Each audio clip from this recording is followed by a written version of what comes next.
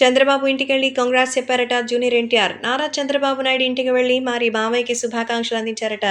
Junior NTR నేరుగా చంద్రబాబు ఇంటికెళ్లి గెలిచినందుకు శుభాకాంక్షలు అందించినట్టుగా తెలుస్తోంది. చంద్రబాబు జూన్ 9వ తేదీన అమరావతిలో ప్రమాణ స్వీకారానికి ముహూర్తం కూడా ఫిక్స్ చేసుకున్నారు. ఏపీలో భారీ మెజారిటీ దిశగా కూటమి విజయం సాధించింది. వైసీపీని అయితే తొక్కిపట్టి నార తీశారు ఏపీ ప్రజలు. దీంతో అట్టడుగున పడిపోయింది. జనసేన కంటే ఇప్పుడు వైసీపీకి పడిన ఓట్లు చాలా తక్కువ అని తేలుతోంది. అయితే తెలుగుదేశం పార్టీ సాధించినటువంటి ఈ విజయాన్ని ముందుండి సెలబ్రేట్ చేసుకోబోతున్నారు. ప్రస్తుతం దీనికి సంబంధించిన విషయంలో అయితే అందరినీ ఎంతో జాగ్రత్తగా చూసుకోవడానికి సిద్ధమైపోయారు. ప్రస్తుతం ఈ విషయం కూడా ఎంతగానో సంచలనంగా మారుతోంది. చంద్రబాబు ఇంటికి వెళ్లి ప్రత్యేకంగా అయితే ఈ విషయంపై ఆరా తీసిన జూనియర్ ఎన్టీఆర్ శుభాకాంక్షలు అందించారట.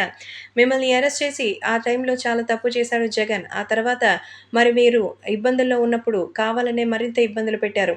వాటన్నిటికీ కూడా ఇప్పుడు సమాధానం చెప్పాల్సినటువంటి సమయం వచ్చింది. అత్తని, అలాగే బ్రహ్మిణిని, మరి మావయ్యని, బాబాయిని అందరినీ కూడా టార్గెట్ చేశారు.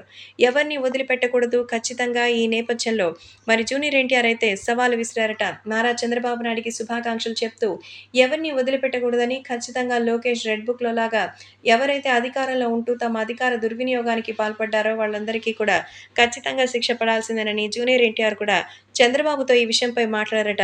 ఎట్టకేలకు నారా చంద్రబాబు నాయుడు ఇంటికి చేరుకున్న జూనియర్ ఎన్టీఆర్ పాలిటిక్స్‌పై తన అభిమానాన్ని చాటుకొని మన పవన్ కళ్యాణ్ గారికి, అలాగే ఇక్కడ చంద్రబాబు నాయుడికి శుభాకాంక్షలు చెప్పినట్టుగా తెలుస్తోంది.